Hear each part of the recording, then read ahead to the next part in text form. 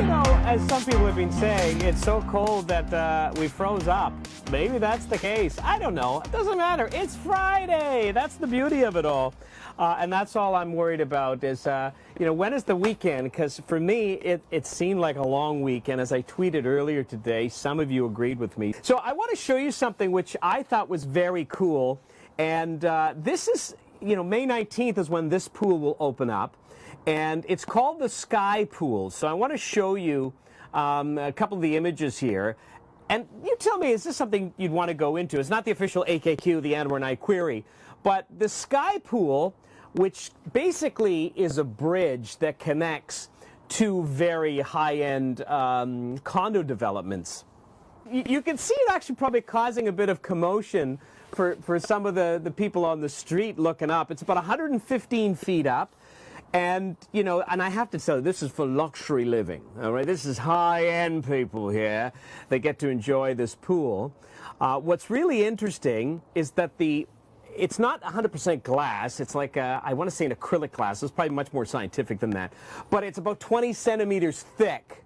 So you're hoping that there isn't going to be, you know, somebody had their math wrong, you know, when they made this up.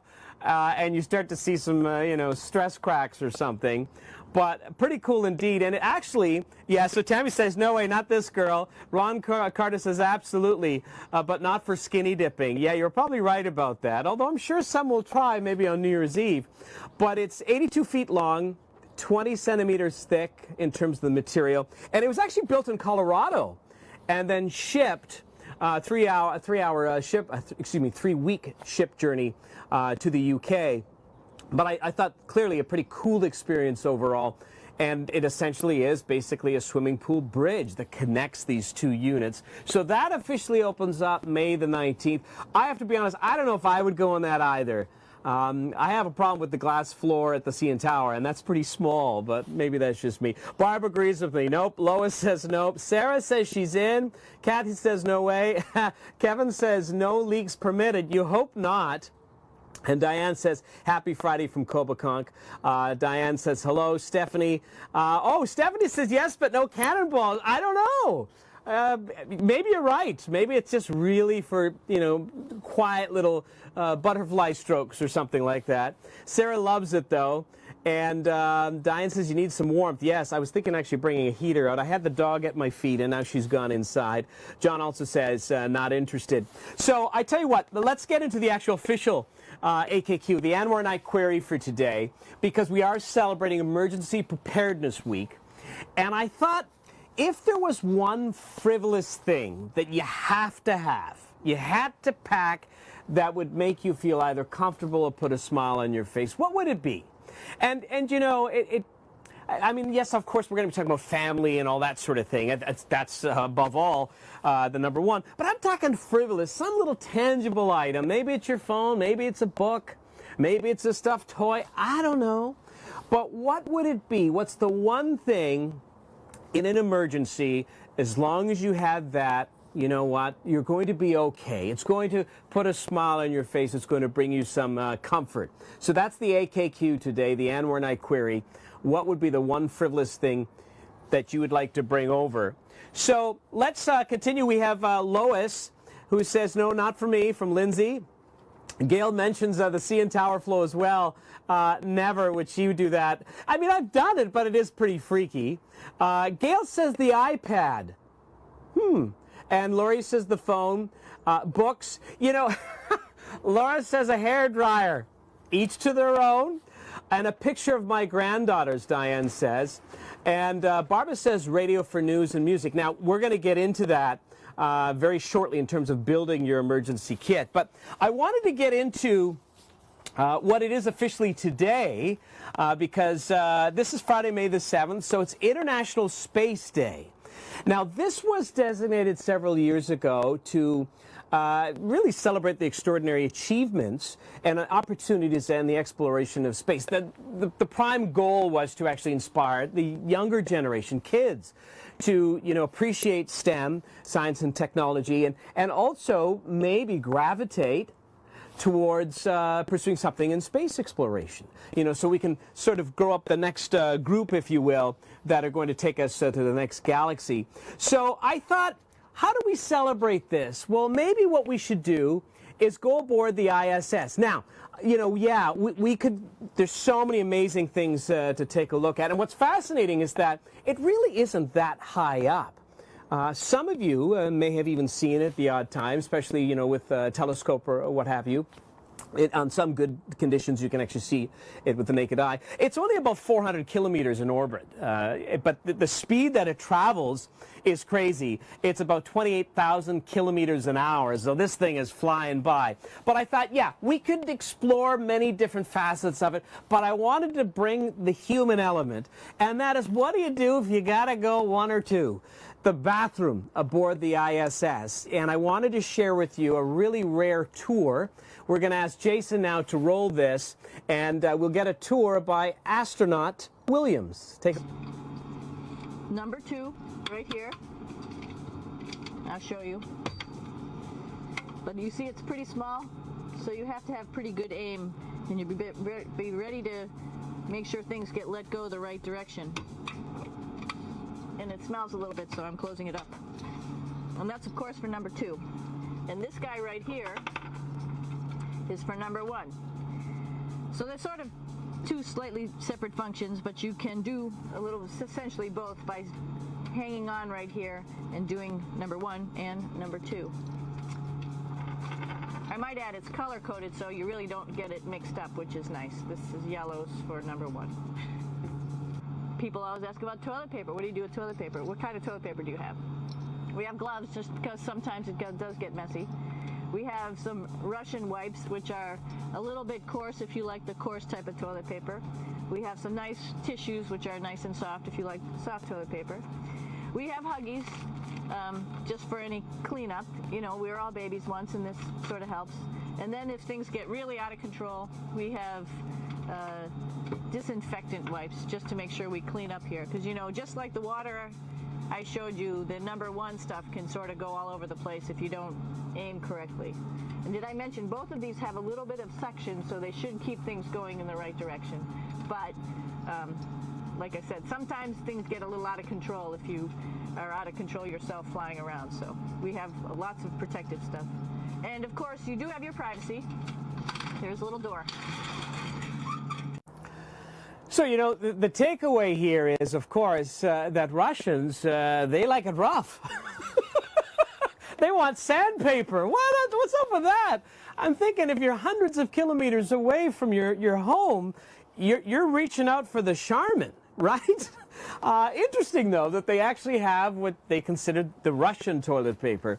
Now, what astronaut Williams did not mention is they actually have a filtration system on board just underneath that, where they filter out the number 1s into potable water, which kind of makes sense. And, you know, in the grand scheme of things, listen, that happens all over, right?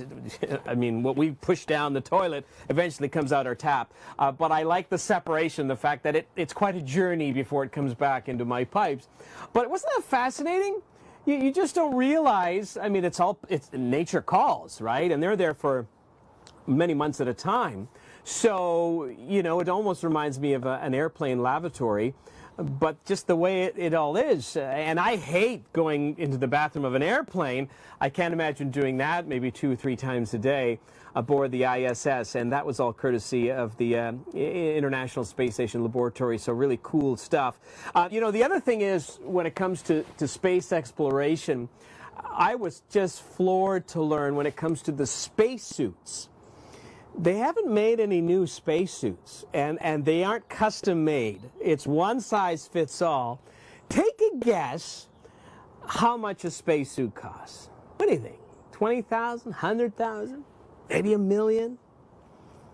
$250 million if they were to make a spacesuit from scratch. Is that not something? Because, of course, there's so many things that it's able to do, withstand extreme temperatures, either way, hot or cold. Also, of course, if some little debris when you're out there tethered and it, hits it, it's not going to puncture a hole and kill you. But I was just floored by that. So just some neat behind-the-scenes things as we celebrate International Space Day. Now, we have a lot of people responding to the AKQ. So Jennifer says my phone with the charger. Lois says iPad. Tammy says my house coat. Well, good for you. You know what? That's all right.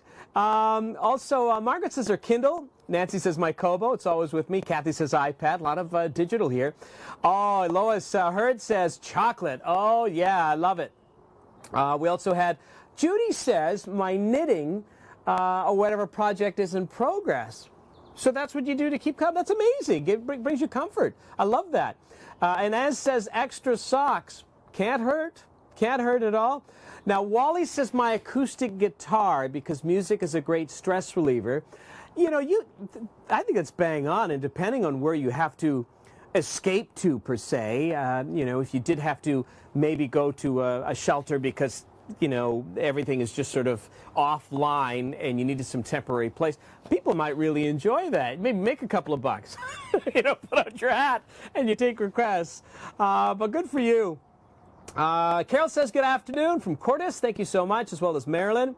Sarah says not necessarily for the an emergency kit, but my Nintendo Switch charger and games. All right. Janice says greetings from Barrie. I would take the backup to my computer. It has all my precious photos stored on it. That's a great idea. Some people get away with that just doing the iCloud sort of thing, but I hear you. And it's really interesting. I was reading an article a few years ago that the younger generation is going to be really an undocumented one because although we are taking millions of pictures, very few of us print them. So it's just sitting literally in a hard drive. So that's something that, you may want to think about. We've tried to do print up books for the kids. Whenever we make one, like we do a family vacation, we make two now. So as they get older, they'll be able to keep one each. It takes a long time to do, but I think it's, well worth it. So that's something to consider. Like, think how many photos, look in your phone how many photos you have in there, and you may, get them up as a memory update, and you may pass them around, but when have you physically actually printed one or made it into something? So let's go back to the AKQ. Diane says toilet paper. I'm with you there. Also, Jennifer says, very interesting. Well, I'm glad you enjoyed that. And Ricardo says he has space here today. Hey, Ricardo, it's every day. We're all there. I'm reaching that point now, too. And I don't know what's going to happen going forward, whether they allow it or not. But it looks like this is going to be another minimum 6 months. John says no refried beans on the space station. It's funny. You joke, but I think there would be limitations, all things considered. She didn't mention this as well, and I didn't want to get too graphic on it, but they actually, for the canister, it's a bag. So when you fill up the bag, you seal it, and it goes in the canister, and they change that canister, which is like a drum, about every 10 days. So, yeah, I think, they don't have room for beans and cans and stuff. Everything's rehydrated, but isn't that something? Bev says, oh my God, what happens if you have to do number 2 and 1 at the same time? Well, then you become an act in Cirque du Soleil, I guess. Oh my goodness. You see? These are the things. That's why I wanted to show that. It's pretty unique. Pam is joining us from Orangeville. And Kathy says, hope you don't miss. That's true, although she said there is a bit of a suction in both devices to sort of steer it. Also, let's see, Margaret says, I have an app on my phone called Night Sky, and it alerts me when the space station is orbiting above. Very cool. And also, Kevin says, didn't hear if they have more than one. In terms of what? In terms of the toilet? Oh, I guess that's what you're asking. No, I don't know. I would imagine they would have a couple, but space is at a premium there. Narita enjoyed it. Also, Wendy says, I thought my winter coat was too expensive. No kidding. $250 million bucks. And Sarah says she's with me on the airplane toilets. Linda says, very interesting, and I apologize, immediately made me think of Howard Wolowitz on Big Bang Theory and his attempt at the space toilet. Yeah, no kidding, eh? Rick says, for the AKQ, I'd want my Spotify app. Joanne says, one particular family photo. Well, that's nice. And Sarah says, or my actual camera and equipment. Joy says, the deck of cards and a flashlight. Also, somebody saying a book there. That was Kathy. We have lots of people. Oh, Jackie says, cards and crib board. That's interesting. And John says, bet the newbie gets the canister changing job. Yeah, maybe. Yeah, the last one in is the first one on latrine duty. Anyway, I thought that was very cool as we celebrate International Space Day. So what I want to do is get to the forecast. It is officially Emergency Preparedness Week. And the whole goal of this is, and you know, this is all put out in terms of government support, to be self-sufficient for 72 hours. That's the goal. That doesn't mean that there's not going to be help. And the way I look at it, and I sort of laid it out all here for you, the way I look at it, it's really about the discomfort factor. How you can minimize the discomfort factor. That's the way I do it. And overall, 80% of the emergencies that are happening in terms of natural events are flooding and, of course, severe thunderstorms. So we can certainly relate to that. And as you move in different parts of the country, out in Western Canada, you know, wildfires and that sort of thing. But you need to be ready. It doesn't have to be a natural disaster. It could be an explosion of some sort, right? Think of the train derailment or, you know, that huge gas explosion. I think it was called Sunny's. So the idea is that if an emergency happens, you can grab this kit and go. Maybe you can stay in your home, which would be great. But if you had to go, you want to have things that you need there. And so those are some of the things that overall that you should be considering to be able to put it in your car and then you go. Now, I wanted to start off with some of the things that you're going to need. So firstly, you're going to need water. Have water, you know, ready to go. And some may think, well, is it necessary? If there is a major flooding or there's some contaminant that goes into the waterways, they may say, you know, right now the water is not safe to drink. So you have to have some water. From there, we're going to break it all down and we're going to go into some of these other items. I suggest these as must-haves. You be the judge what you think you need. But we're going to start off here with the non-perishable food items. So these are things that, you know, yeah, you could bring canned stuff, but that's more weight. Things that, especially if you have kids, that can just, you know, take the edge off of hunger if you're unable to go to a restaurant or grab something because the stores are closed, what have you. You know, whether it's energy bars, whether it's some little fruit cups, you know, that are sealed and they stay preserved for a long period of time. I have some sunflower seeds here. The other thing, too, if you have pets, you don't want to forget about the pet food. You know, that could be a major stress. Of course, you're going to bring your dog with you without question, or whatever pet you have. But have some food ready to go. So again, you just grab your kit and you're off, and it buys you some time and it reduces the stress level. So that's sort of the first one, is the non-perishables. From there, we're going to go into, now this is important, some of you have mentioned this as well in terms of the radios. So these are crank radios. This is a real cool gadget. This is a flashlight and a hand-powered crank radio as well. So it doesn't require batteries. There are some really cool ones on the market now that actually you can plug in your phone in terms of as a charger. But this is fantastic. You know, so you can have a flashlight ready. You can do conventional, bring some extra batteries.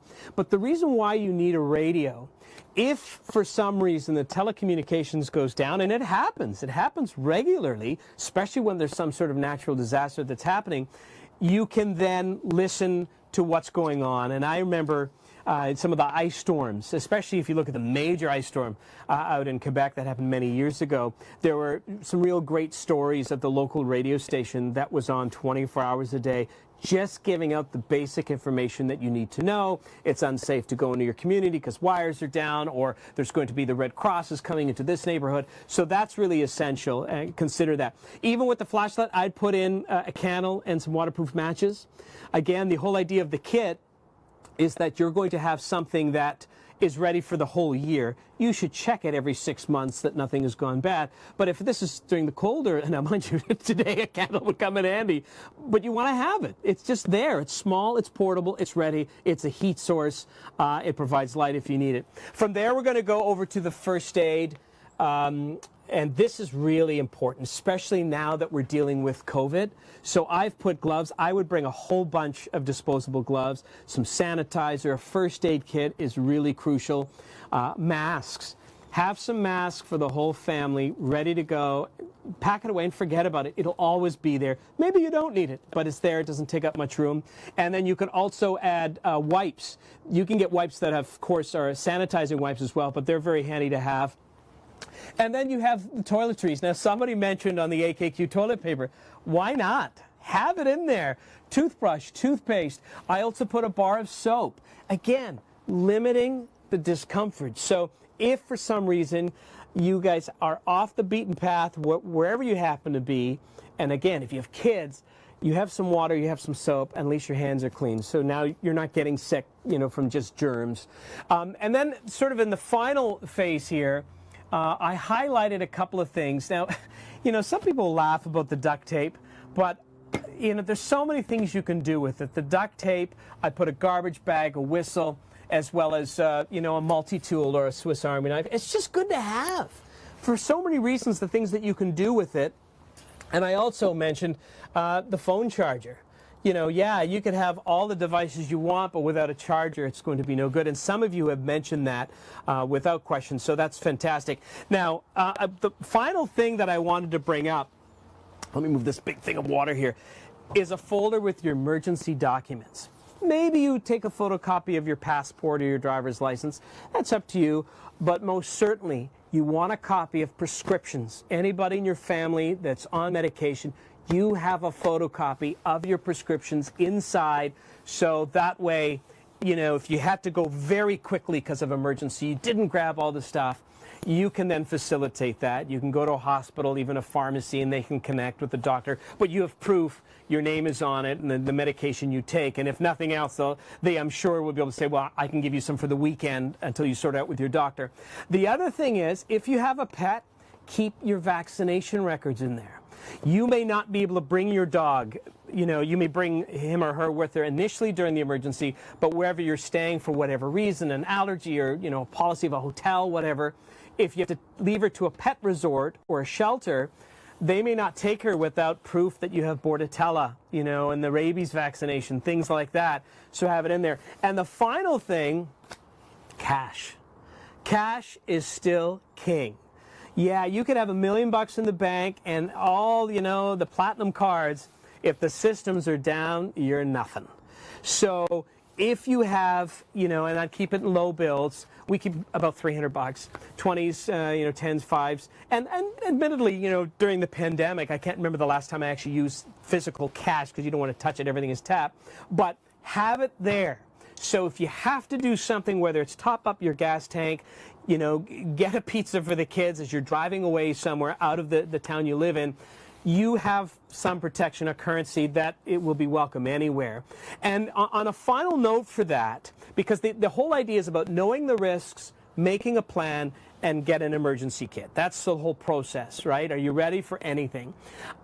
Talk about a meeting point, especially if you have older kids. Maybe they're going to university, college, have you, or maybe they're working, sort of out of the town and they crash or have their own apartment. Know where you guys are going to meet if anything happens that's away from where you normally live. Maybe it's a relative, it's grandma's. Maybe it's even a motel or a hotel that's 4 hours away. But everybody should know if the telephones are down, if things are really hitting the fan, okay, I know, my parents have had to leave the home. I can't get a hold of them for whatever reason. I'm going to drive to grandma's, I'm going to drive to our designated spot, and I'm going to wait there, and then you're all together, right? Because that is probably the most stressing thing ever, is not knowing where your loved ones are, trying to communicate. So those are some tips that I think you should consider and be prepared, because emergencies happen all the time. So these are some things to consider. These are things that essentially are from our home kit, and it's just a peace of mind. So I hope you enjoy that. We're getting some good feedback on that. Margaret says, are you able to give us a list of these things? You know what? I think what I'll do is I will prepare that. Absolutely. And then you guys will have it. Janice saying, love the show. Great topics today. Linda says, what would be the best type of container to put these in? Well, I'll leave that up to you in terms of, I mean, the bigger the family, the more you're going to need. All of this stuff we have in a large duffel bag. The water is separate. We have a number of jugs. Some people put it in a big Tupperware bin, you know, those big bins, then you can just put it in that way. So whatever you think is easier. The duffel bag, for me, I just find it's over the shoulder and away you go. But it depends how much information, how much stuff you want to put in there in terms of how much you have to take care of. Like, you know, this, I just brought out a small bag. This is not all the dog food we would have. We would have several packs of these in our bag that would carry over for the 3 days. Again, sustainability for 3 days. So those are things that I would certainly would recommend. Helen says you put a lot of thought into each show. Yes, I have to tell you, I do. I do a lot of research. The best I can. The whole idea is to inform, but also have some fun. And I am very passionate about learning, you know, new things and sharing. So I can't wait for us to do that again when we get to go on location. So for those who are new, we normally visit remote locations across the GTA, but because we're stay-at-home orders, we're going to stay here. But I appreciate that. Christopher says, miss your daily weather report from different parts of the GTA. Oh, and a bottle of wine is a must in your emergency kit. You know what? There's nothing wrong with that. Obviously, you have to be responsible about it, and that means, you know, by law, it can't be accessible. You know, your emergency kit has to be in the trunk, because if you got pulled over and they said you can reach it, that you could get charged for that. But, you know, absolutely there could be things like that. And, you know, if you have kids, one thing I didn't mention, we also have little puzzles and coloring books and things too, because you want to be able to keep them active, you know, with little kids in particular. So. And, okay, so Sarah says thank you. Narita says thank you. Great information. Bev says great advice. And we're going to wrap it up because we're going past our time already. But also what we've started now as well is a salute to all the viewers that are watching across the GTA with a picture. And I wanted to end the show today with the beautiful cherry blossoms at Hyde Park. Now, this is a slightly dated photo. And the last report I checked this morning, there's a 50% petal fall, but it's still been a good show. And Hyde Park is technically open to the public to encourage, you know, getting some outdoor activity within reason. It's limited capacity. They do say, though, the city is saying also don't forget, no vehicles allowed on weekends, though, so they don't want the mad rush. But this is a beautiful photo of the cherry blossoms at Hyde Park. We want to thank all of you. Today in the city of Toronto, we highlight a different city or town on each episode. So on that note, my friends, I ask if you are enjoying what we're doing, please show us the thumbs up. We're seeing them now in the big hearts. That really matters every time we do this show. It validates what we're trying to do.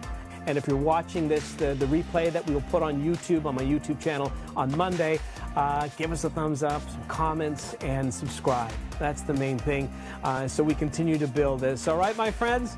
So on that note, I'm going to say I hope you have a wonderful, safe weekend. Again, we have a few sunny breaks, not much, but enough just to go out for a quick walk and take in some fresh air. I guarantee you'll put a smile on your face, just like you've done for me, as you join me on this latest edition of Here and There. See you later. Bye-bye.